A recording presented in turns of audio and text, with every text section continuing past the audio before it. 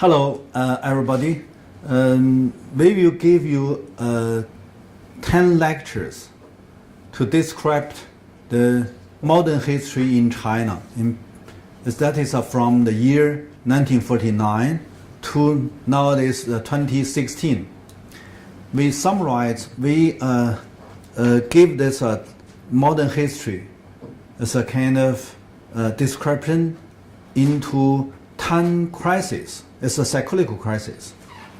It's because most of these developing countries have to facing the extremely challenge. It's extremely important challenge.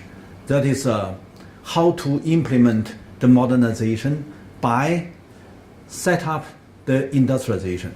The industry need large amount of capital investments, but most of these developing countries, when they just set up their independent sovereignty, the extremely difficult is that no capital, the capital even zero.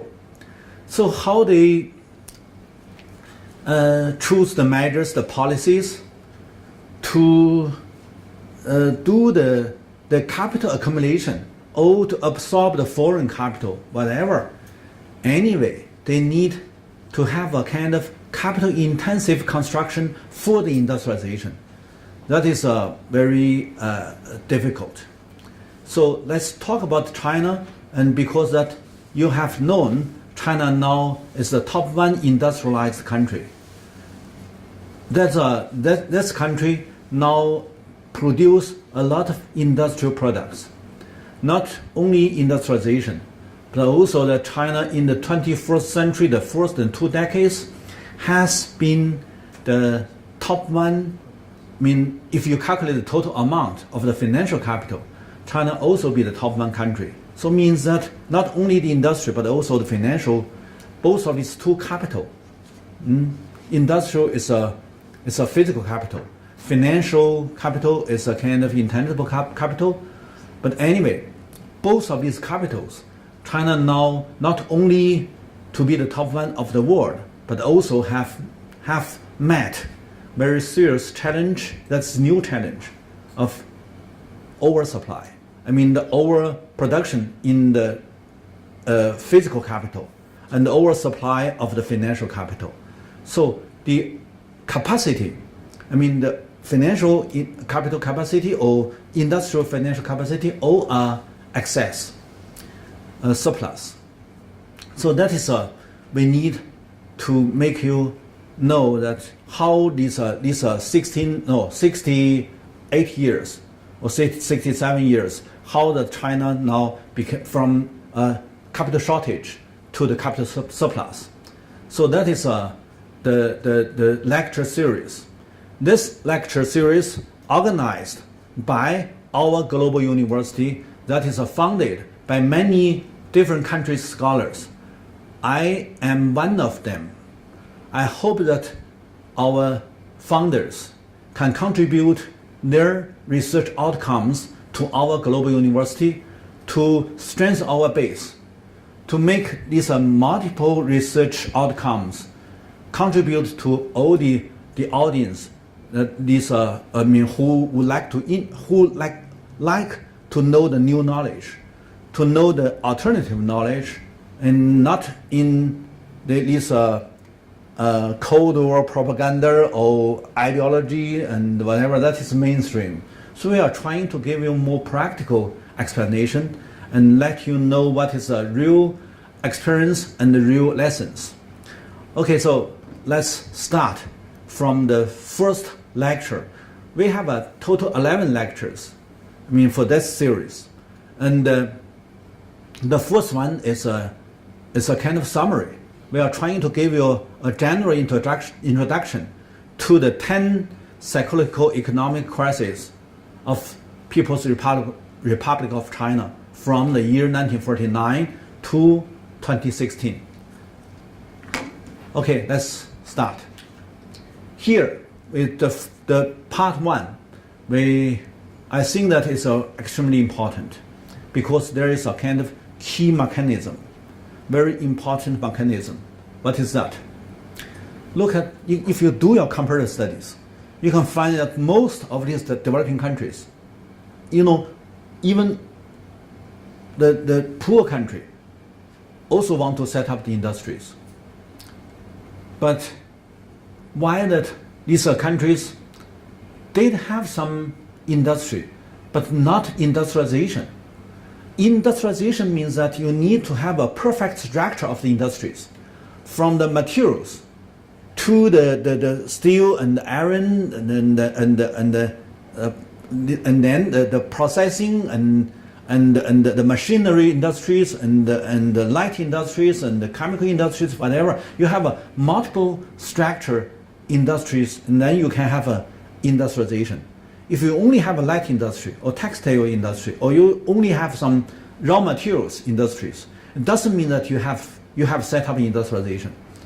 So, but the heavy industry, the machinery industry, and the iron industry, steel industry, all need large amount of investments. Means the capital investments to heavy industry, machinery industries is extremely important. But if you only have a light industry, textiles, you cannot set up the accumulation system. Means that not easy to accumulate the capital. So the industrialization in China also cannot start from textiles and light industries and green industries and agriculture industry. No.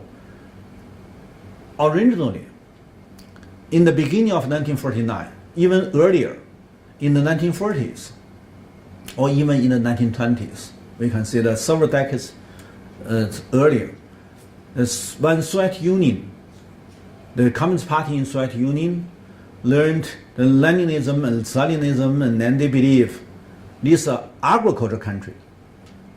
Even you have a revolutionary party, but this party is not the Communist Party, because you don't have the working class. You have no proletarian class, so you cannot set up any socialist revolution. You cannot carry out any, socialism. So what they believe at that time, the leading country is Soviet Union. The leading party of the Third International is also Soviet Union Communist Party. So this leading party and leading country, the leaders of this communist world, didn't think that peasant country and an agriculture country can have socialism, can set up socialism. So they persuade these revolutionaries in developing country like China or India or Egypt or whatever,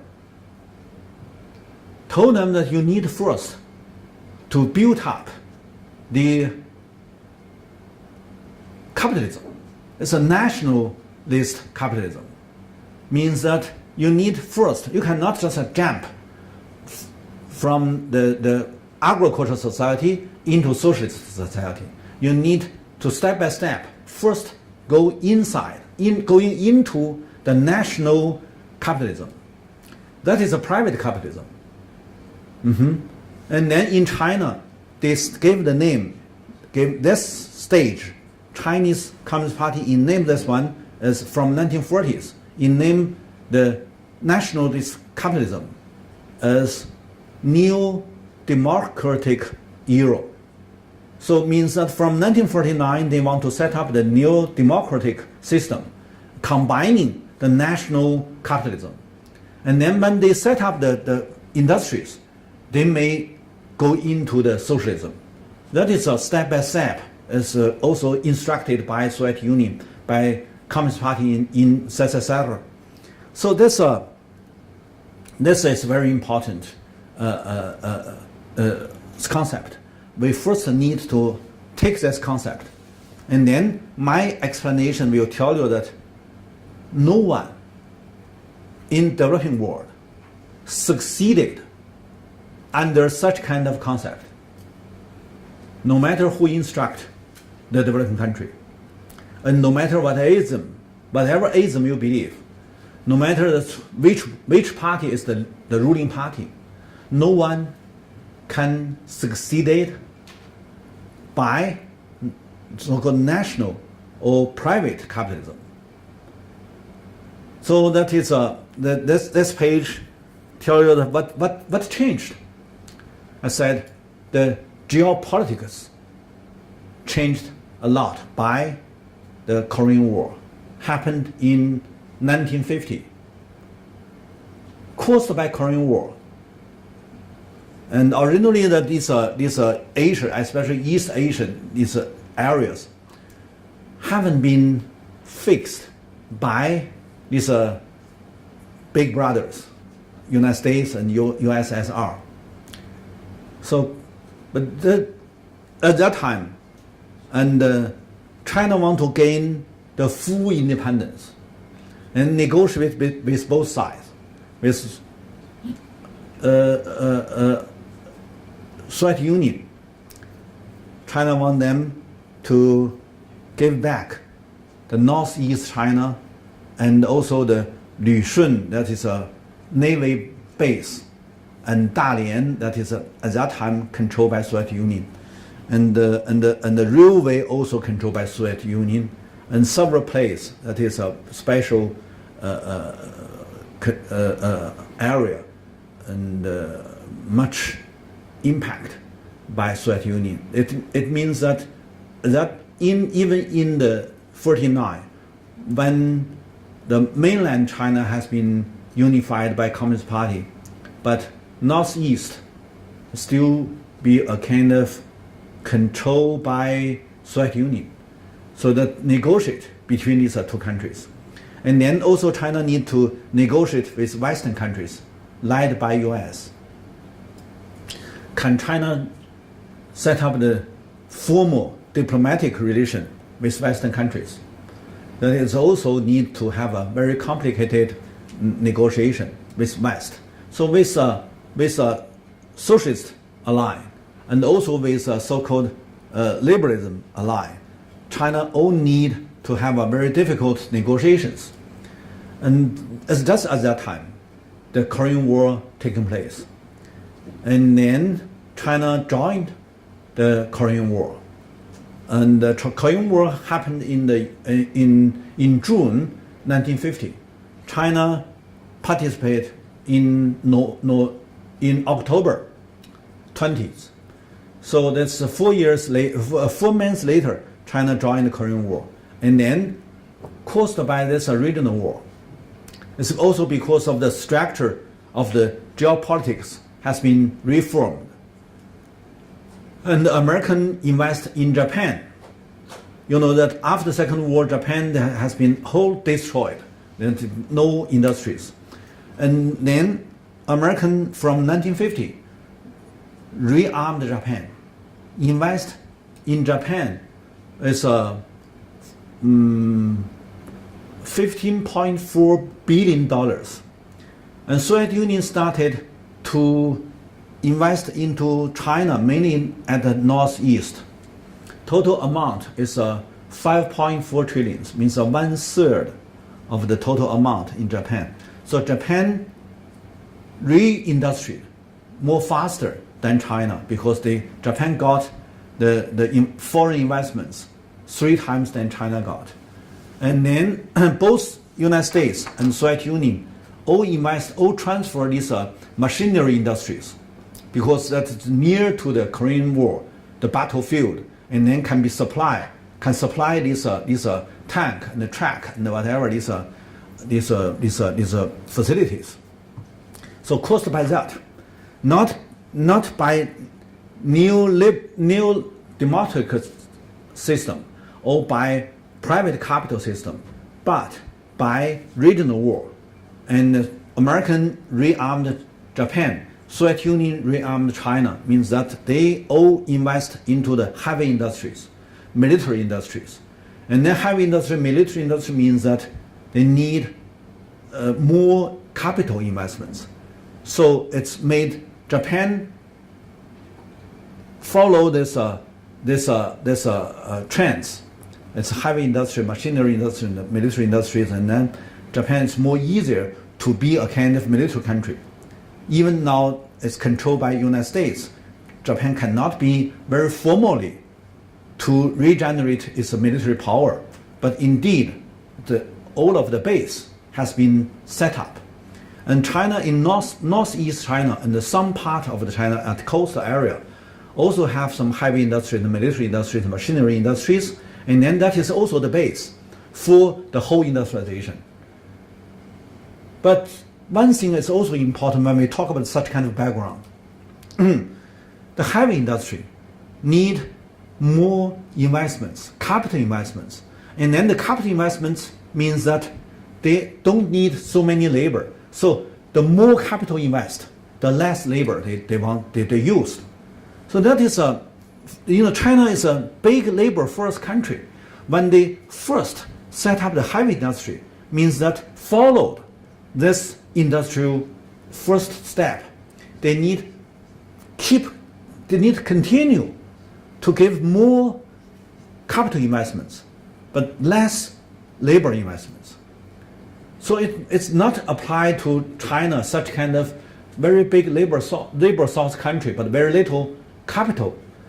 So that means China got to rely on Soviet Union, keep invest their machines, their facilities, and then they can finish, or they can enlarge, or they can at least to make a kind of structural industries. So this means that, caused by the Korean War, by regional conflicts, China got the heavy industry and the military industry, machinery industries as a base. But this base, not easy to maintain. You need even double cost. That is why since 1960, since the Soviet Union retreat from China industrialization, that is later 1950, immediately, just 1 or 2 years later, China fallen into the trap with a very big disaster. And then in the whole of the 1960s, China is very poor because no matter how much you did as a capital accumulation, you need to use all of this capital to maintain this Soviet Union left, this heavy industry. So it means that you need to pay double cost. The first cost, you need to pay all these debts, because when Soviet Union invests to China, all of these investments turn to the debts, and then you should pay back. That is from the 1960s. And then you also need to have a capital to maintain the heavy industry. Means that you have a double cost. That is why in 1960s, most of these Western countries were just look down at China, because at that time you need to concentrate all of your labor force to replace capital investments. It means that you use large number of labor to invest, because at that time you have no capital. So in the 60s and 70s, China used a large number of labor as a kind of factor to invest into the infrastructure constructions, including of this railway, this pavement road, and these factories, and these buildings, and the reservoirs, and irrigation systems, whatever. Most of these constructions mainly by invest labor. But labor need to concentrate, need to collect, you mean not single labor, not one household, even not hundreds, thousands. You need millions. So how you can make these labors concentrate by the state? That is also a big issue. So from the 1950s to 1960s to 1970s, these are 3 decades. That is a primitive accumulation for the industrial capital. And then China used the labor by the collective system. Collective system means that almost all the surplus labor, all organized by the people's commune system, and then invest into the infrastructure construction. And then this infrastructure construction also is a kind of domestic demand the heavy industries. So if you have no such kind of infrastructure construction, the tractor the trucks and the automobiles and whatever, they will have nowhere needs these are products. So the infrastructure construction need a lot of trucks, need a lot of automobile, need a lot of even the tractors, whatever. But these are all heavy industrial products. So then maintain the heavy industrial products, and then you improve your infrastructure construction, and then to make this irrigated land, arable land, irrigated from originally in 1950, that is less than 27%, and then increase to almost 50%. So by the infrastructure, China improved the basic situation in agriculture. But another side, they take too much surplus from agriculture. And then the agriculture not means agriculture with a low efficiency, means that the country, the state, take too much surplus from the agriculture. So that is make the agriculture take the big cost of the national industrialization. I hope you understand such kind of geopolitical change make China and Japan, and after the Second World War, these are two countries can China is not Japan can re-industrialization. China can fund the basic industrialization. And then these are two countries both became industrial countries. China now may be the first industrial country, and US may be the second, and Germany may be the third, and Japan may be the fourth. But anyway, Japan is now still be a very important industrial country. So when we have our historical perspective to do the analysis, you may know first to understand what is the background. The background is after Second World War. Both of these US and the Soviet Union want to control this world. And then there's a regional war. And then the regional war make these two countries, China and Japan, near this regional war, got the chance to set up the basic industry. That is heavy industry, military industry, machinery industries. And then based on that, you can have a perfect industry. And then you can see that you have then industrialization. So that is why most of other developing countries, if they have no such kind of heavy industry investments, if just based on the textiles or light industries or commercial goods productions, they will be very slow or very little surplus can be put into the capital accumulation. So that they're short of the capital accumulation, short of the capital investments, no one can set up industries. So that is a basic knowledge we should first to take. Okay, so when we talk about this one, we also need to give you more description.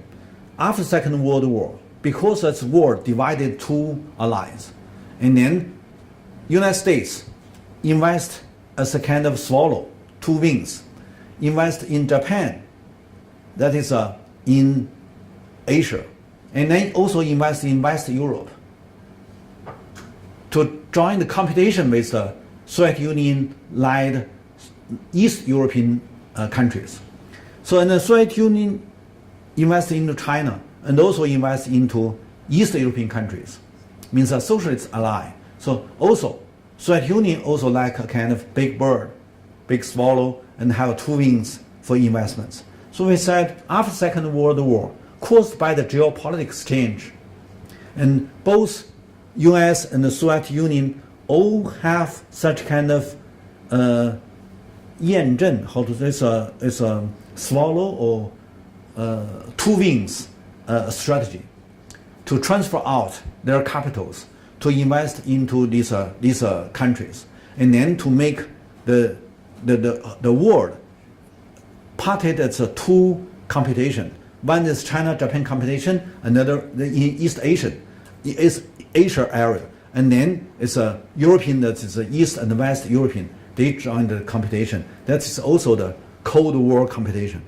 So we cannot just put Cold War and the post-Cold War aside and only talk about economic regulation.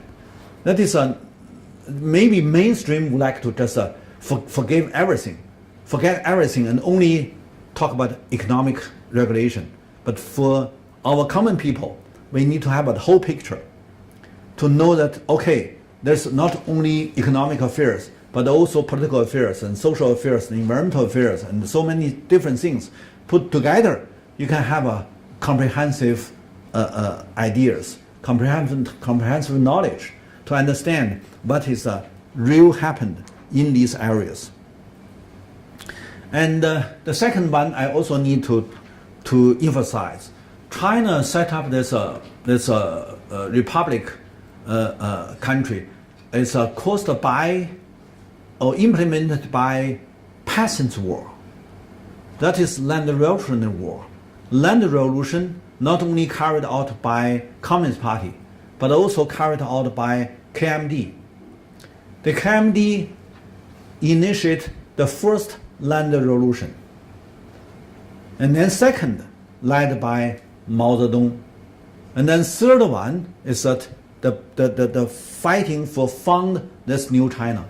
So in the first 50 years of the 20th century, that's led not only by Communist Party, but also by KMD Party, by Kuomintang.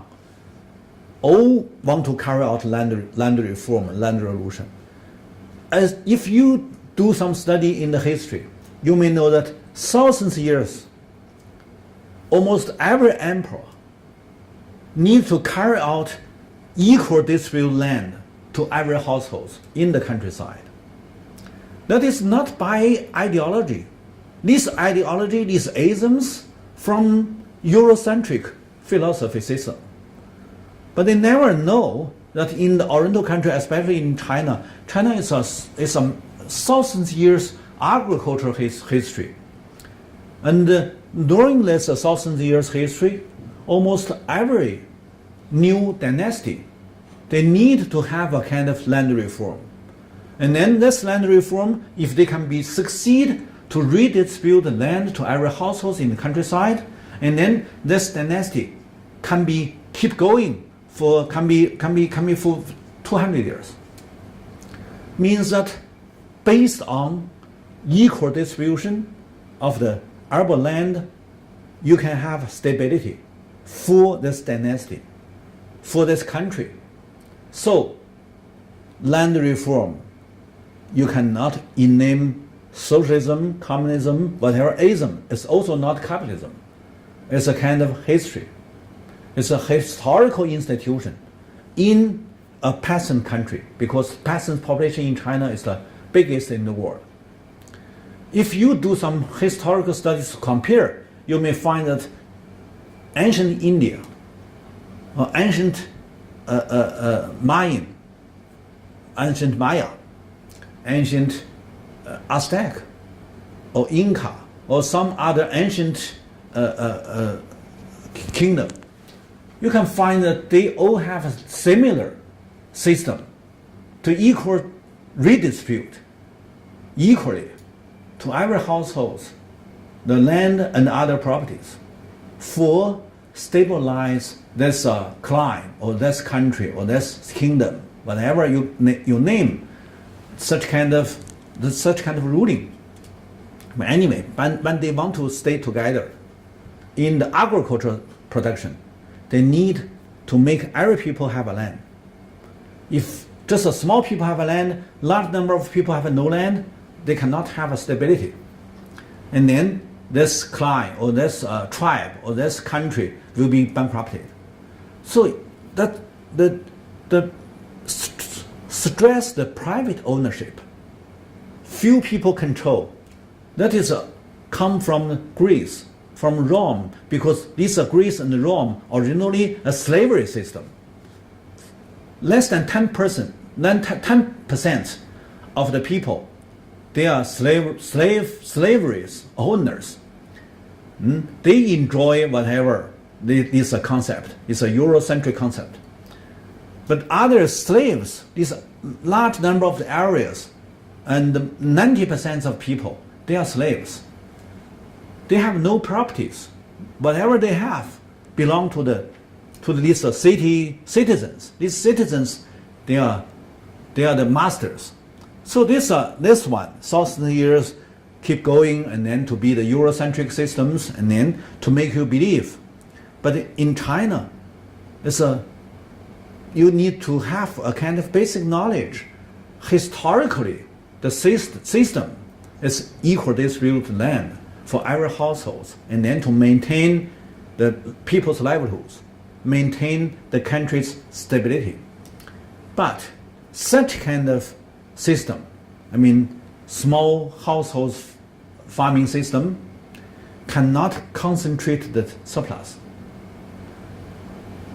So that is not apply to any capital intensive investments, not apply to any capital accumulation.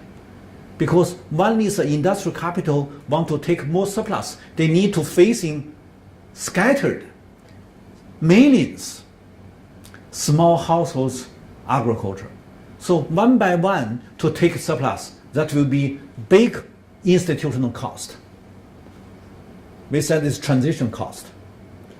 So means that the beginning of the 1949, when China redistribute land equally to every rural households, at that time 88% of the population live in countryside. When all people join this land revolution, and then they can have a piece of land, it's good for their family survive, but not good for national industrializations. So no matter you are kind of capitalist industrialization or socialist industrialization, whatever ism, that is Western people, they create such kind of concept. When this concept come to Oriental countries, not applied. You need to know this basic knowledge. Anybody, no matter you are in name of any ism, when you're facing scattered, it's multi-functioned, small household farming, no way to take the surplus from them. That is very difficult. So one thing I said, you need a double cost to maintain the heavy industry and the machinery industries. Another side, when you're facing these scattered small multiple function household farming, you have no way to take surplus. That is why most of these developing countries have a very difficult to carry out the industrialization, because they all have such kind of situation. Few people are landlord. And landlord also can, even landlord can take some surplus, but it's also small. You cannot use this small surplus for the capital accumulation for your industrialization. So these are two things we need to first to understand, and then they may be easy to know the following descriptions. So by the background description, we need to redefine the concept. The first is that we need to challenge 100 years, that is a centenary radical modernization in China, no matter it's a Qing dynasty or KMD governments or Communist Party's governments, and no matter it's a Mao Zedong or Deng Xiaoping or Jiang Zemin or whatever, who is the leader. Oh, now we should know that, we must know that all of them, the emperor or the KMD president or Communist Party's president, all the leaders want to carry out modernization. But when they all facing the challenge, as I mentioned just now, these are two key issues. They all facing the challenge of these two difficulties. And then they must be radical. So the radical modernization in China directly impact the institutions, the institutional transitions also. So what is the alternative?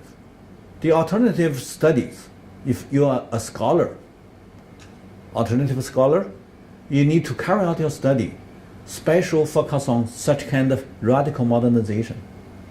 And then you may have your creative, theoretically. So now we are trying to give a new concept. What is modernization? I said whatever isms. It means that it's a historical era of capital and its risk, both created in the cities, and then must cause cyclical crisis. Means that you concentrate all the capital in the cities, and then meanwhile, the risk combining the capital concentrate means that the risk also concentrated, also increased. So you increase the capital, you also increase the risk. And then the capital, you take the return. And then you don't pay the cost. And then this cost is the risk. And then risk grow up and then finally turn into the crisis. So that is why we have a cyclical crisis. This is the first concept we need to have. And then second, what is the capital? Whatever ownership, no matter it's a private ownership, it belongs to the capitalism, or public ownership belongs to the socialism, that is a ideological debate.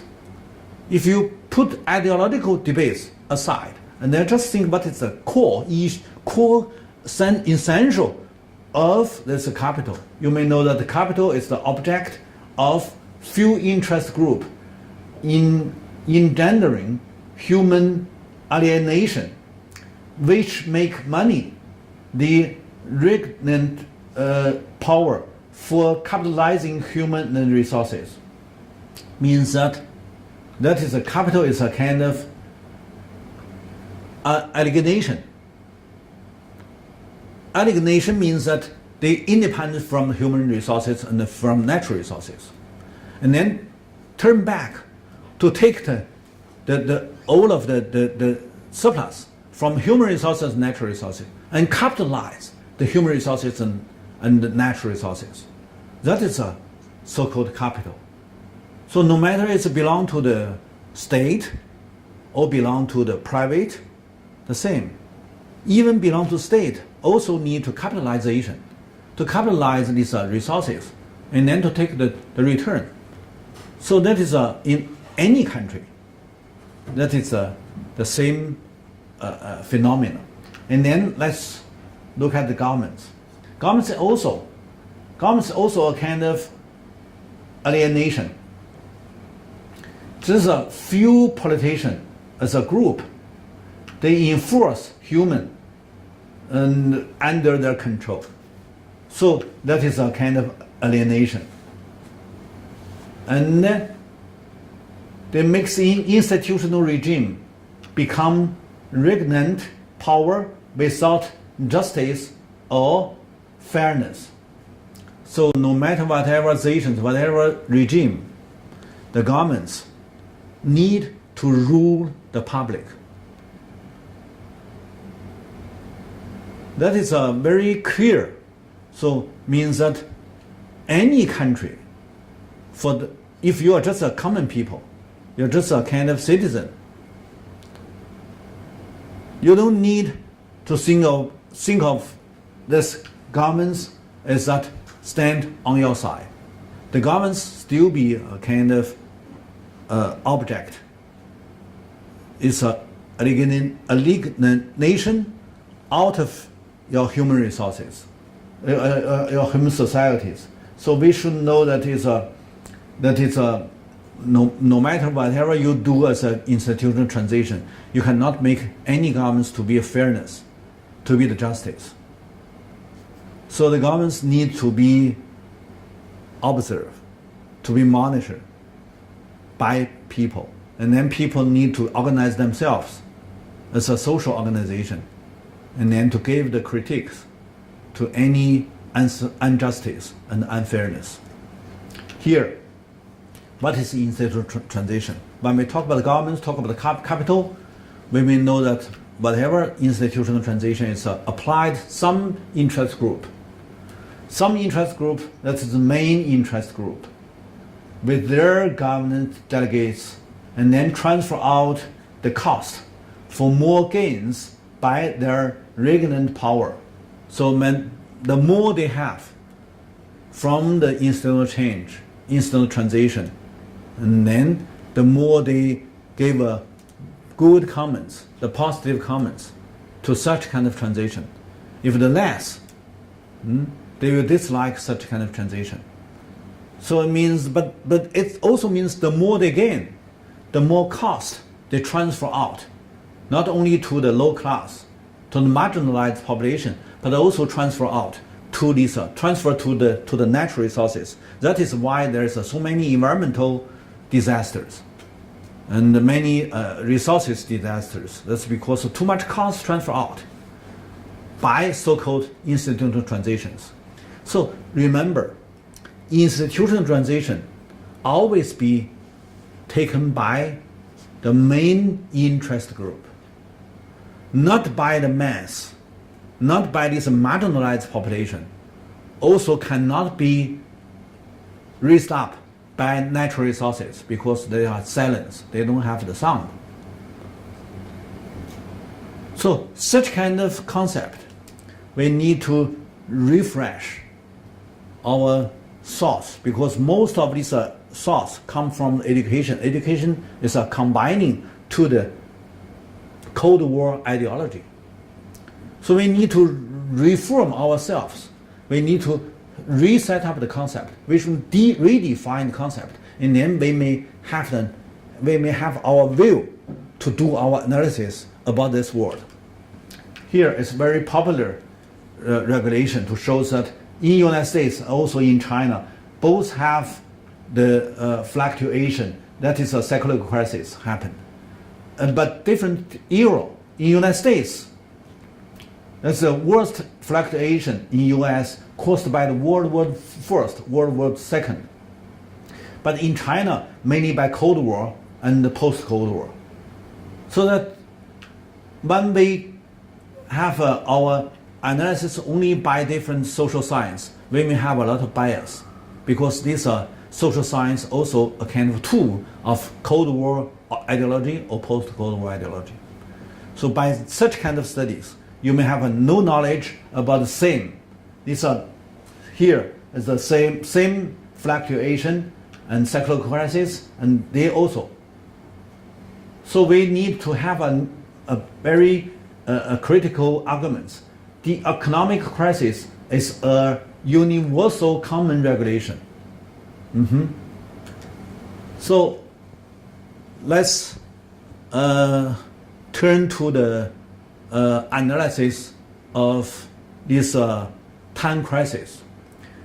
I take this first crisis in 49 as a very independent analysis, not put the inside of with others, because this one is very special. As you can look at this description. A new starting point or the old pattern going on. That is a question to the first crisis. So this first crisis of new democratic capitalism in 49 to 1950 means that at that time, under the instruction of Soviet Union, Chinese Communist Party believe we need first build up the capitalism. Who is the main body of the capitalism? Certainly private sector. So at that time they encouraged the private capitalists to develop themselves, but all failed. There are several reasons of the private capitalist failed. First is a worsening and worsening inflation. But inflation not by new country. The inflation is caused by the reform carried out by KMD governments. Means originally in 2030s, when KMD governments gain the high growth, there is a very bad impact from 29 to 33 Western countries overproduction crisis. This is a worldwide influence. So in 1930s, old China at that time is an annual 8.4 growth. It's a high growth at that time.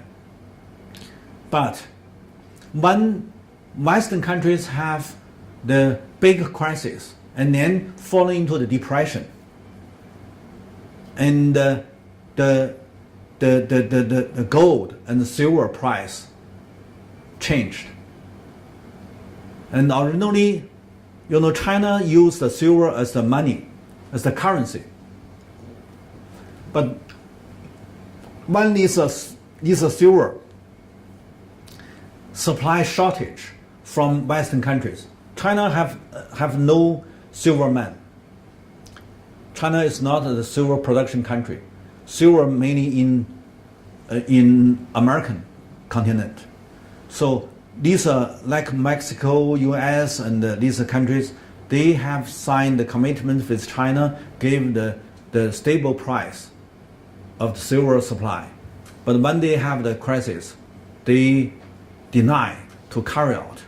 So the international market silver price increased. And then a large amount of the silver flow out from China. And then China became deflation. So that is very bad impact the high growth Chinese economy. At that time, it's old China, led by KMD governments, set up their industrialization. So they have high growth. And then the high growth stopped. And then they fall into the trap of the financial crisis. And then they got to use the new paper money.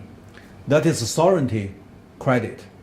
Means that not based on how much silver you have, and based on your big sovereignty, independent.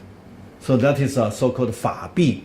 法币, its word-to-word translation means it's a law currency or legal currency. But what is legal means that you have your independent sovereignty.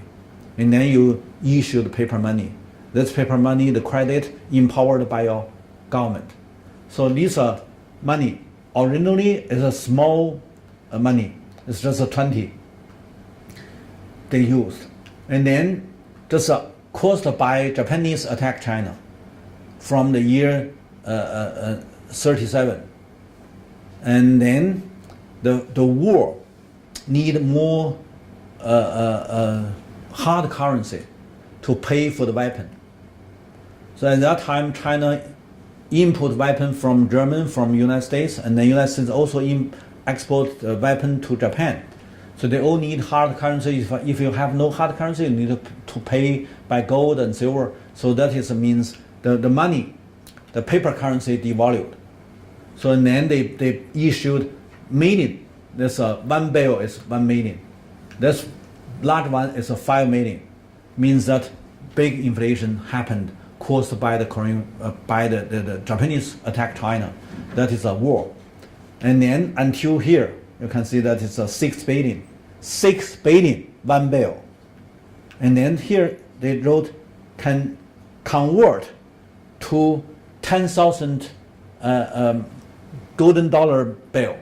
Means that 10 years later, from 1937, started high inflation. And then until 48, before KMD government's collapse, they are trying to have a kind of financial reform again.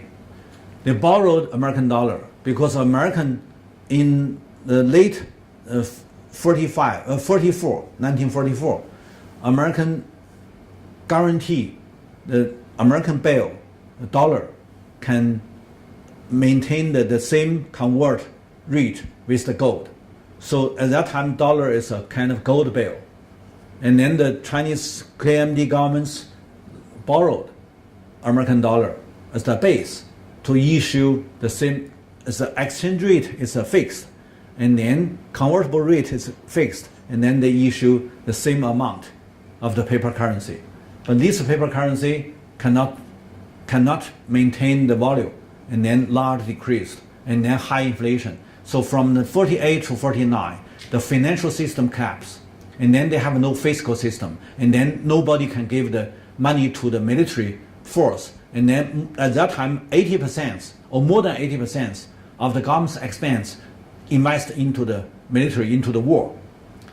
So when the financial system collapsed, certainly military, modernized military need every day, every second to have investments. So caused by the financial system collapse, military system also followed collapse. So they cannot fight, so they just escaped to Taiwan Island. Means the high inflation made by 2 times financial reform, and also made by Japanese attack China by Second World War. So as a developing country, KMD governments did the efforts, but failed.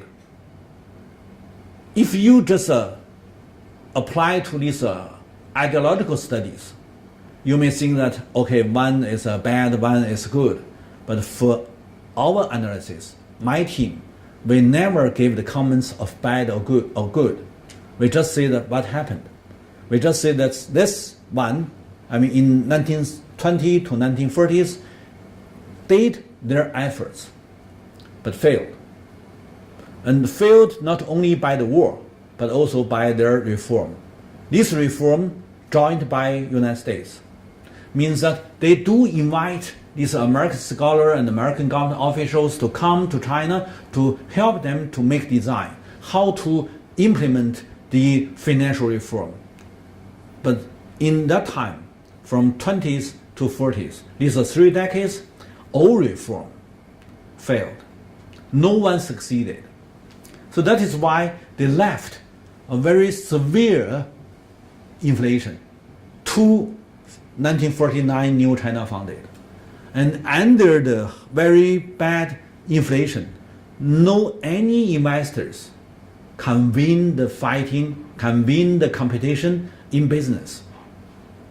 That is why most of these capitalists run into the speculation markets and then to do the speculations.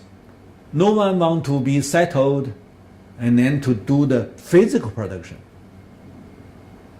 So that when Chinese Communist Party take the power, set up the new China, they want to encourage these capitalists, build up the capitalist industries. But at that time, no one can be settled for physical production. Few people do that. A few. If I say few, maybe not good, not applied that time. A few means just a little people do the industrialization, do the business. Others, they take money, do the speculation. It's a high risk. Means that even you give them the policy, even the policy is a pro-capital, pro-private capital, pro-capitalism, you also cannot carry out your program. So in the 1949, it's no matter you are in name of what ism, at that time in name of socialism, and led by Communist Party, but they did capitalist industrialization, failed. That is I said the private, and then not only the material scarcity, lack of hard currency, and the money oversupply. Look, the CPI and the inflation goes very much high. The highest rate was up to 85.4 times, from 48 to 49. So general price, this CPI, in 13 big cities rose by 7,384%. So means that is exactly crisis. High inflation crisis happened in the 48, 49. And also caused by that, the new governments must include these old government's employees and doctors and teachers. And anyway, all of these doctors and teachers and government employees and all need salary. But originally there are guerrilla movements in the countryside. They don't need salary. Just give some food, and then they can keep going.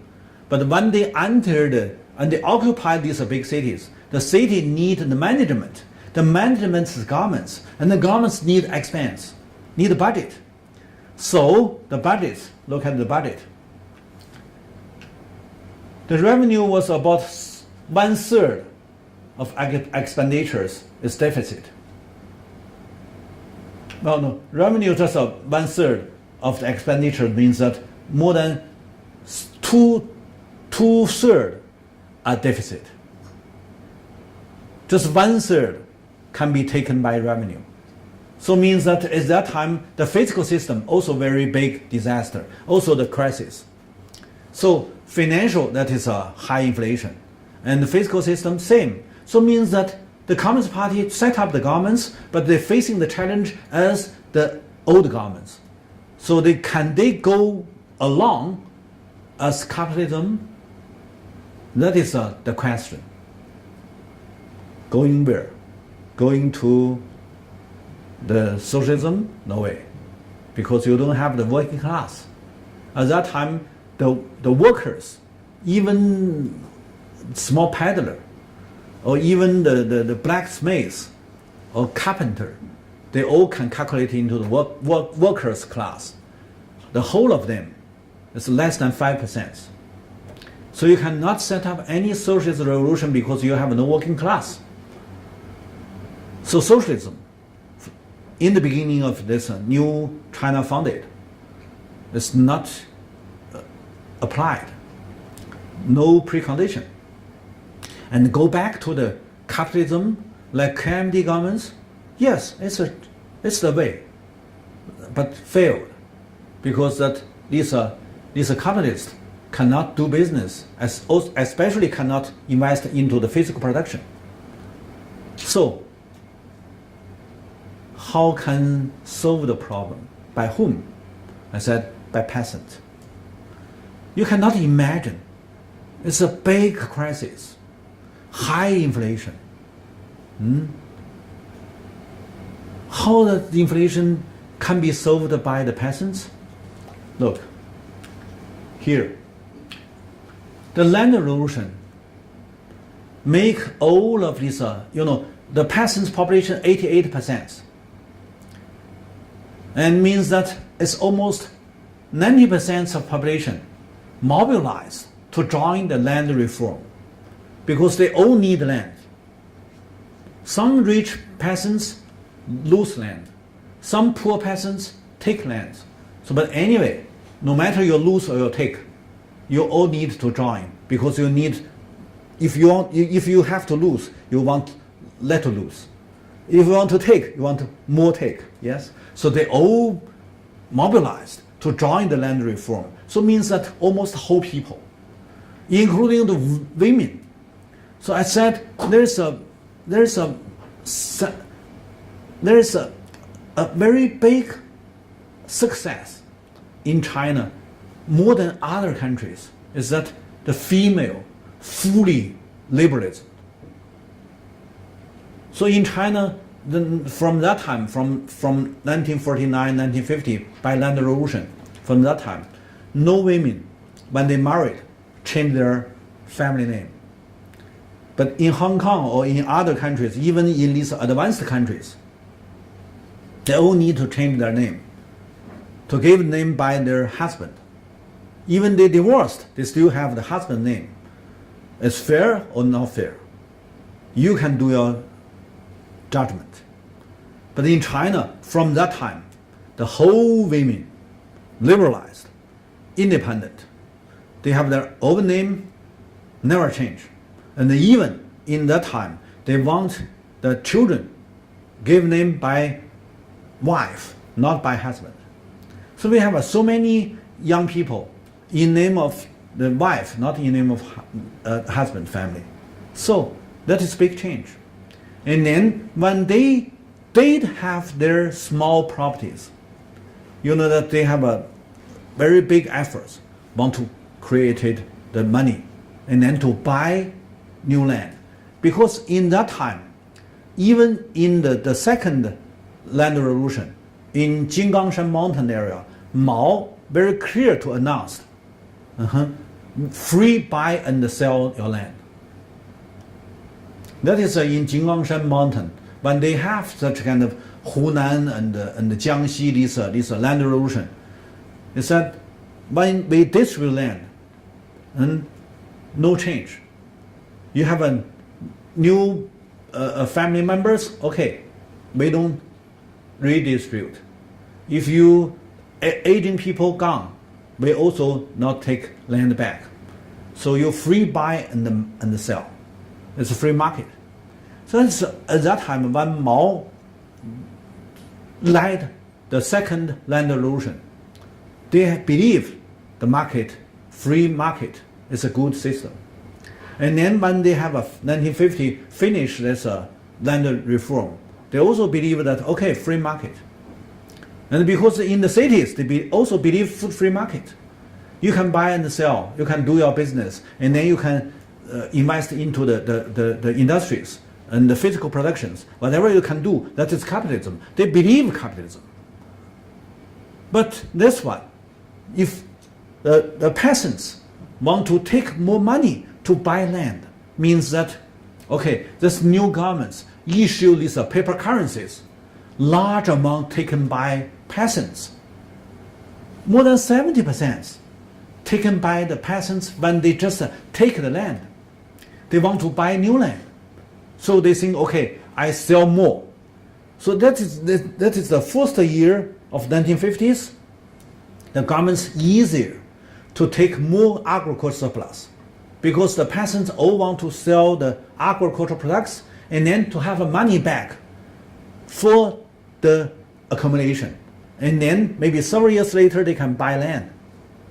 So when one side is high inflation, you need to supply more food, more grain, more cotton things and whatever. You need to supply the products to the markets and then to make the inflation decreased, to make them down, and contributed by the peasants.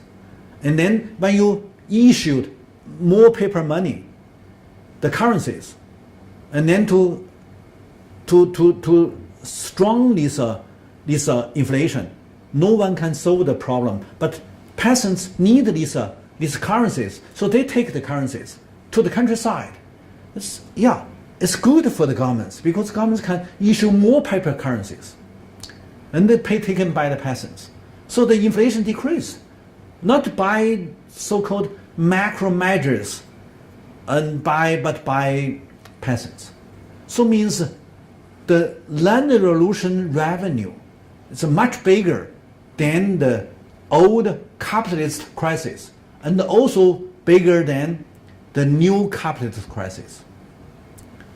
So democratic system, you said, is neo-democratic system based on the infrastructure economically, that's capitalism. Okay, it's all created inflation, speculations, high risks, but finally stabilized by land erosion. So that is why we need to give you more description about this, how China founded in 1949 and then facing the challenge of high inflation and a very bad situation and how it solved the problem. You can see that there is a big issue. It's a very critical problems. But you will not understand by traditional production. That is a peasant society. But I said that the peasants do the redistribution. Before that, I specially mentioned that historically, thousands of years, not by the socialism, by the emperors, they all do the redistribution to the and then all have a 200 years stability. That is a traditional agricultural society. So this time, I said the same. By whatever isms, that is a Eurocentric system.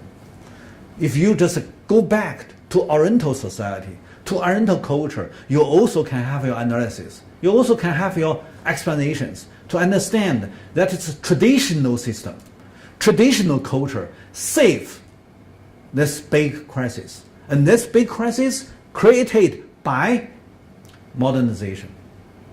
By you want to go into the capitalism. And then even you set up new governments, you still want to keep this capitalism, free market system. And then you all failed. But whatever your mistakes, solved by traditional agricultural society.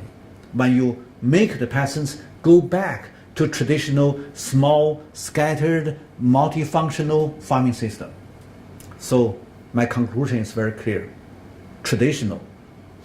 The tradition of agricultural society save the modern society's problem, save the crisis, solve the problems, save the crisis, to make the crisis stable.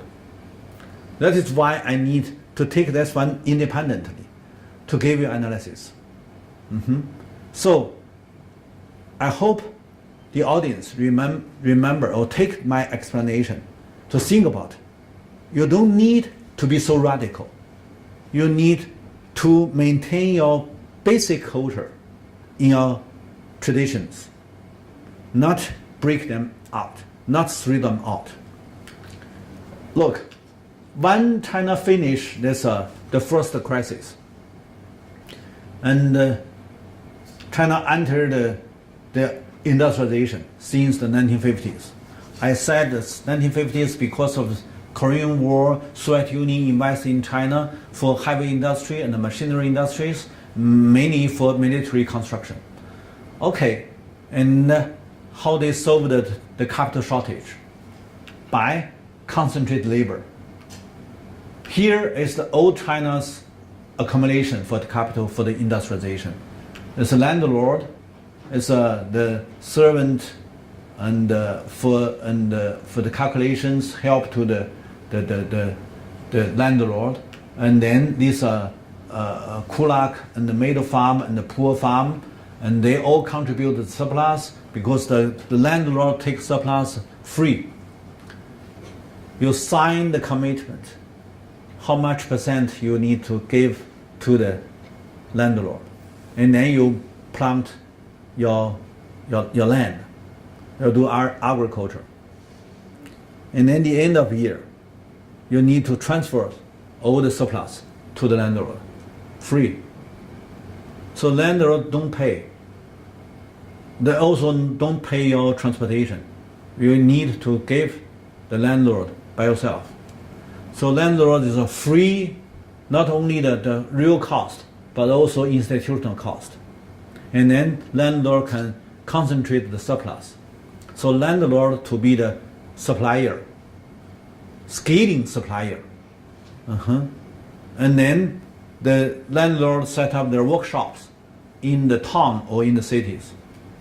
And landlord turn their position as a kind of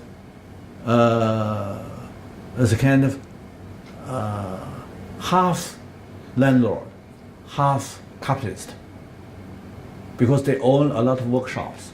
So that's why from 1920 to 1930s, when China stable, not so many fightings, and then the capitalist grows.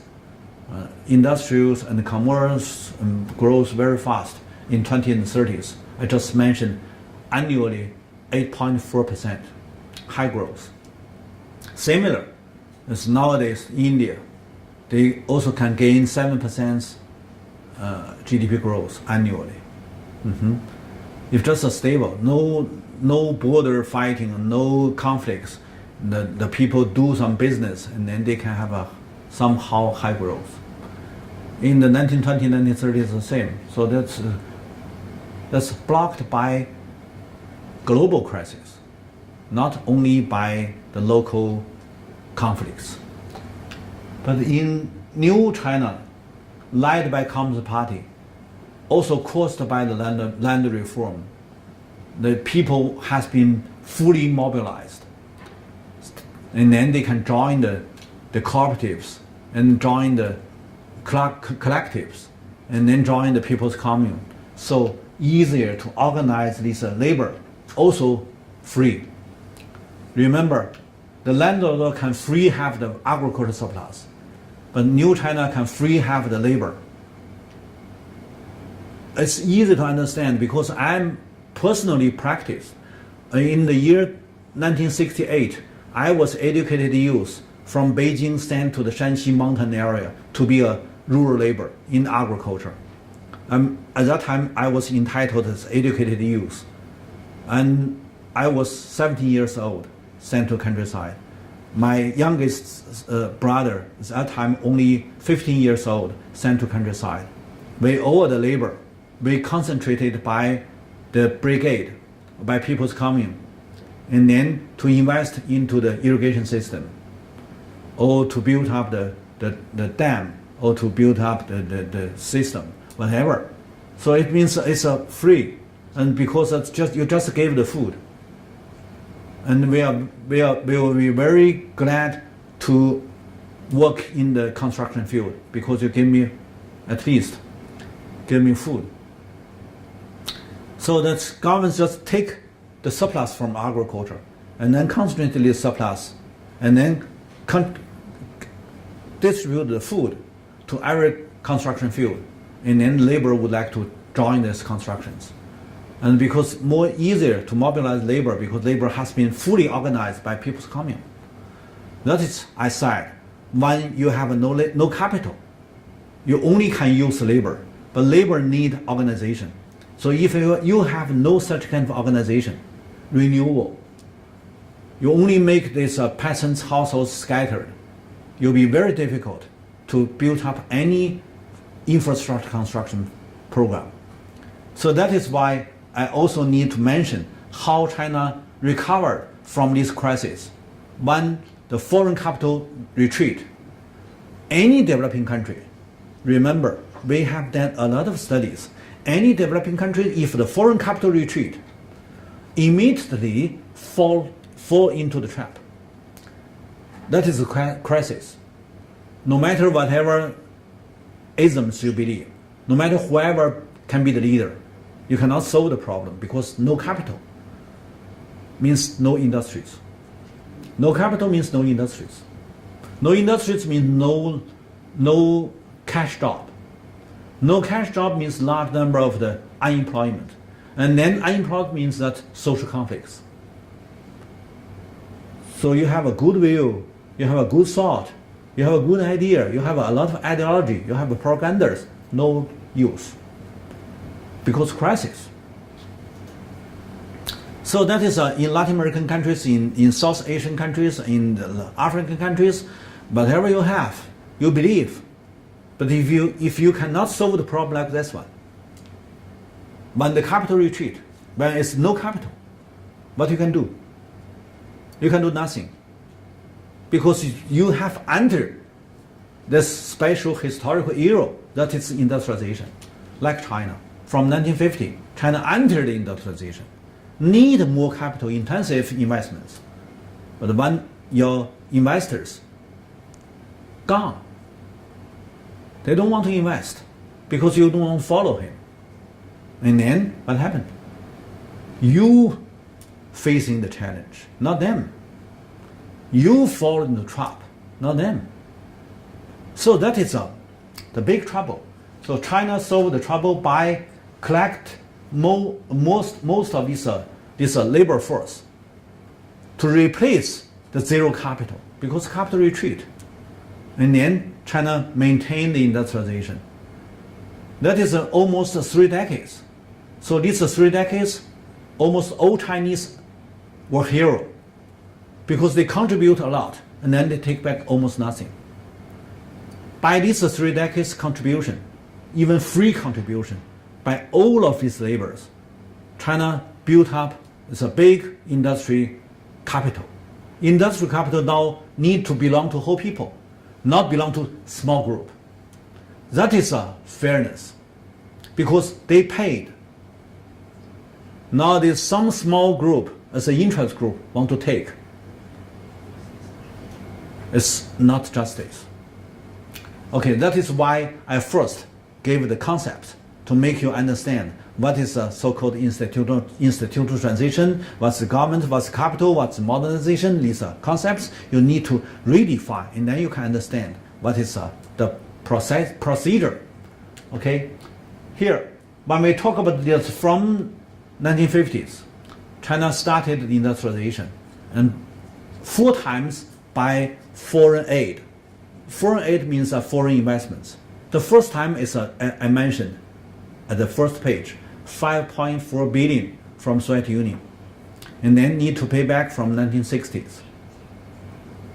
And one foreign investments aroused 2 times crisis. one investment, two crises. It's very interesting. And the Soviet Union invested in China, and China have a 1960s crisis, and also 1968 crisis. So remember Mao have said, 7-8年再来一次. He said his cultural revolution can be re-happened after 7 or 8 years. Not by cultural revolution is a kind of name, but indeed 7 or 8 years there is a run of cyclical crisis. So the first crisis you recovered is from 1952. And then the second crisis happened in 1959. That is 7 years or 8 years. 51, 52, and then to 59 to 60. 7 to 8 years. And then you recovered. And then another 7 to 8 years. 1967, 1968, the economic crisis happened again. So that is a regulation. Cyclical crisis happened after 8 years. So that is why Mao said cultural revolution 7 or 8 years re-happened. Maybe that is he just focused on the cultural revolution. But to be the economist, I need to focus on the economic crisis. So just combining his words, we said, okay, that may be easier to explain because that the revolution means that social conflicts, means social contradiction. Social contradiction caused by economic crisis. When the crisis happened, they need to have some kind of social problems followed by the crisis. So you can see that from 1967, the government's investments just decreased. And then large number of the labor have no job. Same, when the 59 government have no ability to invest. And then 1960, large number of the labor unemployed. So then in Mao's time, not only by People's Commune concentrate labor to replace zero capital, keep the industrialization going on, not by that, but also when the city have the crisis, large number of people, especially young people, no job. You know, jobless young people in any country will stir up the social conflicts. But how China deal with the problem like this one? You can see that the same in 1960s and beginning of 1970s. Most of these Western countries also meet very serious the crisis. And then the guerrilla movements in city happened. Even in Japan, in Italy, in France, you know that France there is a Red May social movements. And in Japan there is a Red Army in urban struggles. And Italy also they have a city guerrilla movements, whatever. And in United States there is a black people and a lot of conflicts. So at that time the world not stable. But how China? Yeah, China have a cultural revolution. So this all caused by economic crisis, because at that time when the Second World War finished, the old Western countries rebuilt up the industries, and then they're facing the challenge of overproduction.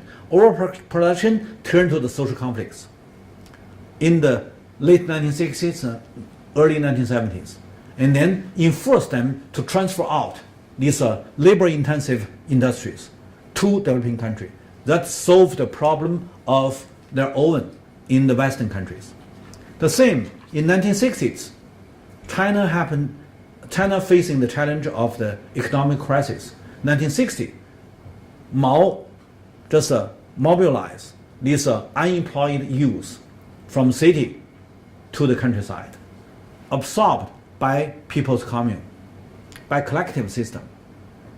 And then 1968, when 1967, the government's budget deficit more serious, cannot invest into the city industries, and then large number of unemployment youth also mobilized to the countryside, to People's Commune. So the People's Commune, the brigade system, absorbed this unemployment city youth. So that's different name, but it's we said it's 插队, means that you can participate the brigade agricultural work. I think that is very important to understand how China set up their industrialization, because the cost, the crisis happened means that the cost burst out. This cost transferred to the countryside, absorbed or taken by the collective system.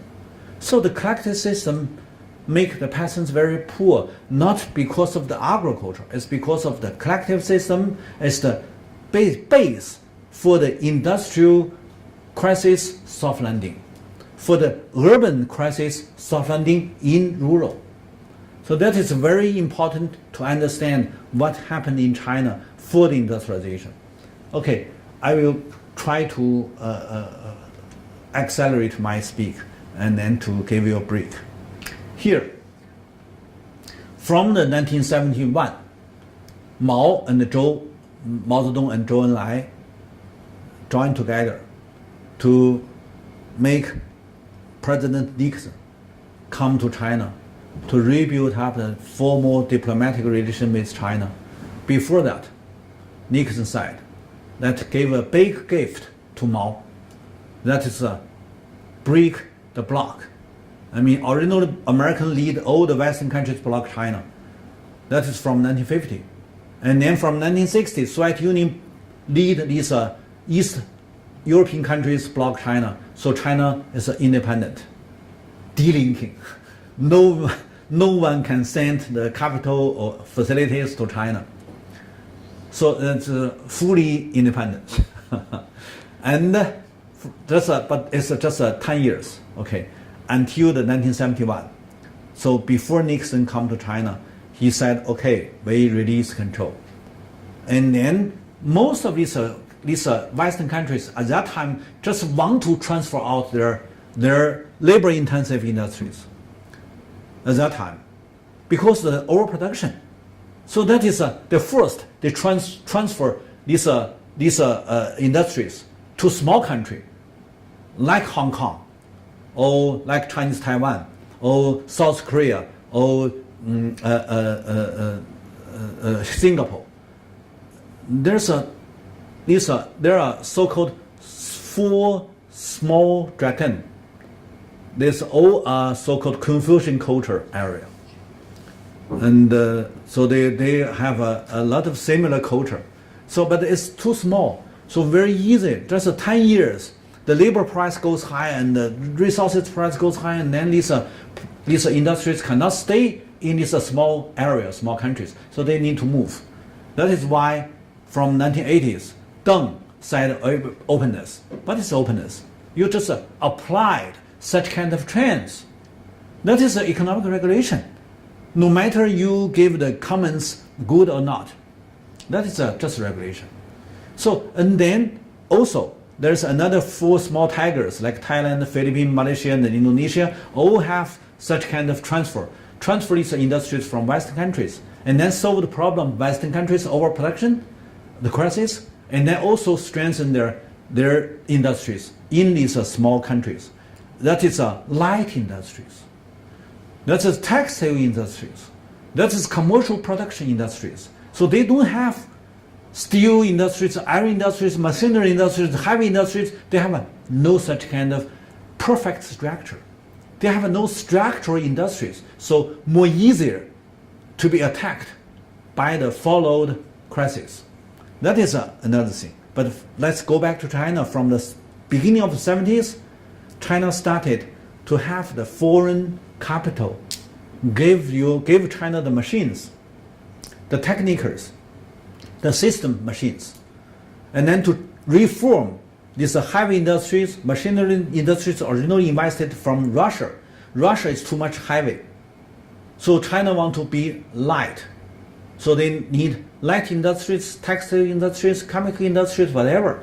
So these things just apply to Western countries want to transfer out these textiles, light industries, chemicals, whatever. They want to transfer out. And then just also China decision made by Mao and Zhou applied Western economic crisis. If they want to reduce the crisis, they need to transfer out their labor-intensive and light industries, that is low levels industries. And China keep these heavy industries many decades. They want light industries. So it's just a mutual benefits. So these Westerns come to China, and China take a lot of Western machines, but immediately turn to that is, I said, the second time foreign capital invest into China. Then immediately turn to the foreign debts. Foreign debts immediately turn to the fiscal deficit. And then fiscal deficit turn to low investment, even no investments for maintain the industries. And then large number of the labor, also unemployment. So this time from 1974, Mao third times encouraged this unemployment city youth go into countryside, solve the industrial crisis in city. So and then stop lending by rural take many thousands, millions unemployment youth from cities. So that is you can understand what happened in China is the same. You have the crisis, but the crisis can be soft landing by that organized people's communes system. That is that. And then here from 1980s to 1990s, and the China more open because that every time you take these Western countries facilities, machines, as a foreign aid or as a foreign capital, these foreign capital all turn to the debts. So China at that time, same as most of these developing countries, debts increased more and more heavy. So a lot of developing countries failed. It's because they cannot pay back the debts. But at that time, China also have a very interesting phenomenon. This time, rural save the urban, rescue the urban. By what? Because of the too much cost taken by the people's commune, and then too much surplus taken by the urban industries, and then people's commune system cannot stand. And then later, and then also peasants became poor and poor. You transfer too much youth, unemployed youth to the countryside. They all need to share the profit from peasants. And then peasants became poor. And then late 1970s, peasants dismissed the people's commune. And also caused by Deng Xiaoping, and also caused by one objective reason, that is the population increase. So 1950s, you equal distribute land to every household in the countryside. That is the land reform. And then in 1980, the same. So Mao did one land reform. Deng Xiaoping did second land reform. Equal distribute land to every household in the countryside. Same. Nothing difference. This time in name of land reform. The second time in name of rural reform. But the systematic change the same. And then this time, when rural people retaking the land, they all do very hard work. And then they have surplus, more surplus. And also they change their structure. Originally they mainly plant the grain. Now they plant a lot of vegetable and the fruit, and then more animal husbandry and so on and so. So there are booming rural economy. And then they have a more cash income. And then they buy a lot of commercial goods.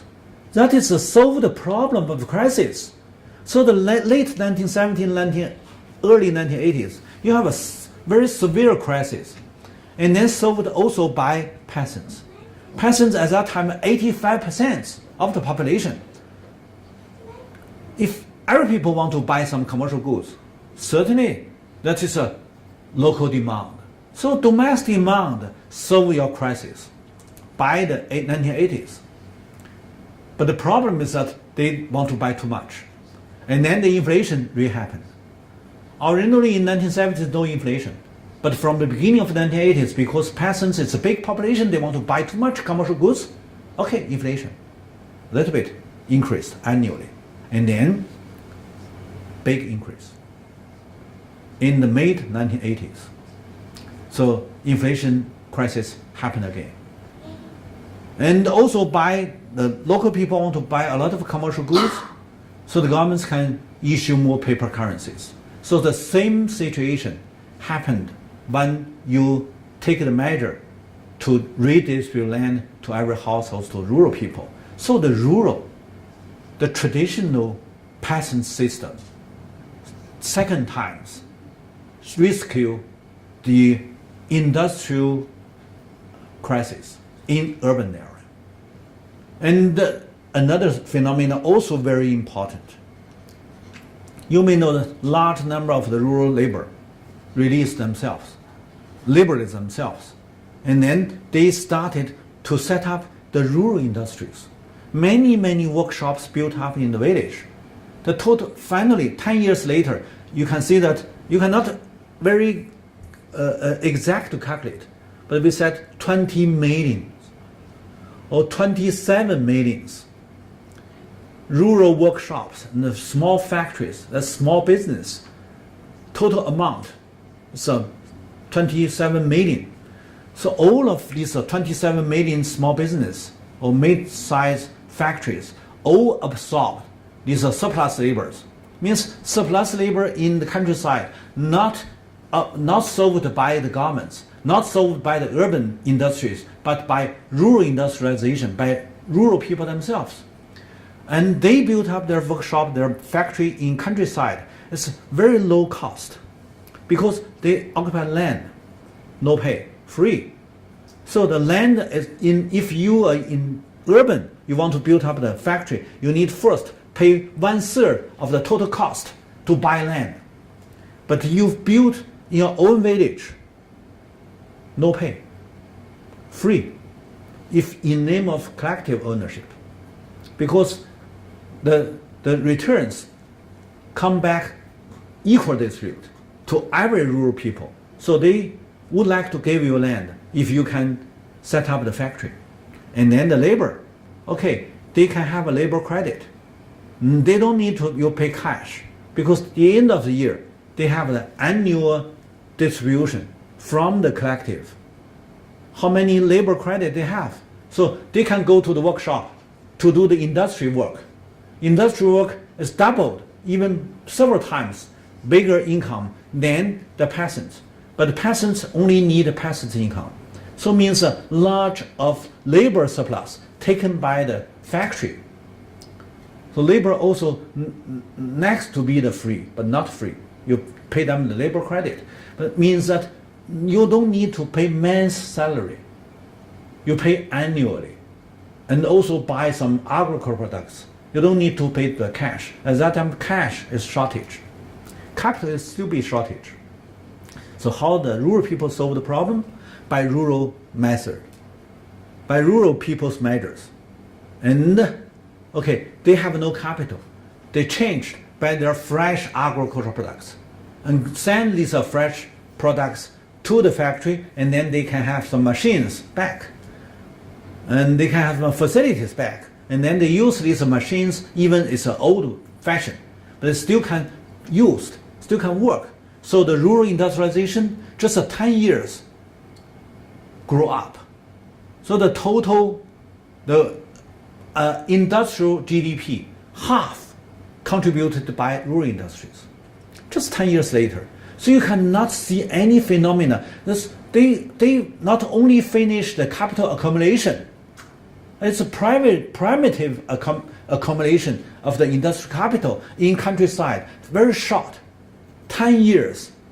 If you go to West countries, they need to they rob a lot of resources from other continents, and then they need 100 years, and then to set up their industries. But in rural China, just 10 years. So the peasants have a very big ability, big creative, to create a world, how to say that, it's it's a kind of very strange phenomenon. Nobody can do that by Chinese peasants. So this is not only the primitive accumulation, but also they have a lot of new creative in the institutions. Means equal share. All peasants in the village have equal share, and then equal distribution.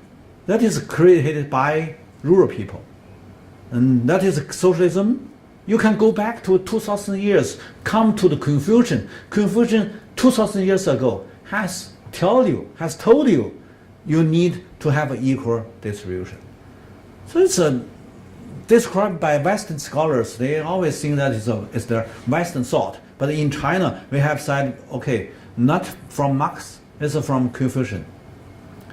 And such kind of phenomena also continued for many thousand years.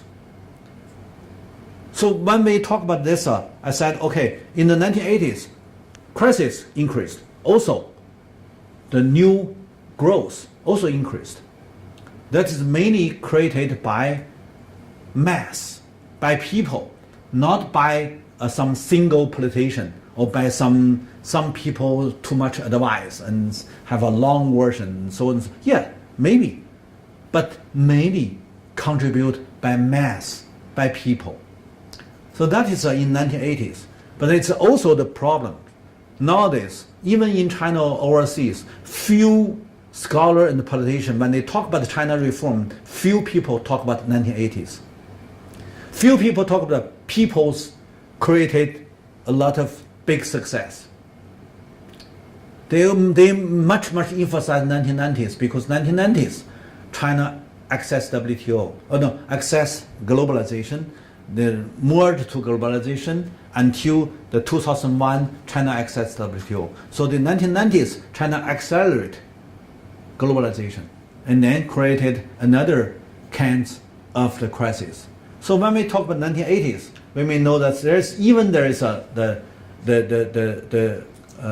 inflation, but the inflation is the reason of the inflation. We need to have a different analysis. We can know the inflation is not exactly bad enough because it's mainly caused by domestic demand, and domestic demand caused by the rural industrialization. Also by rural people, they have a more commercial goods they need to consume. So these are things in 1980s. It's very interesting. We need to do more deepened studies and then to describe what is a good performance, what is a bad lessons. And then 1990s, that is different because from 1990s, mid-1990s to now, that we can see the first times FDI and accelerating globalization with 3 times of crisis. I mean, 3 crises is all are imported deflation or inflation.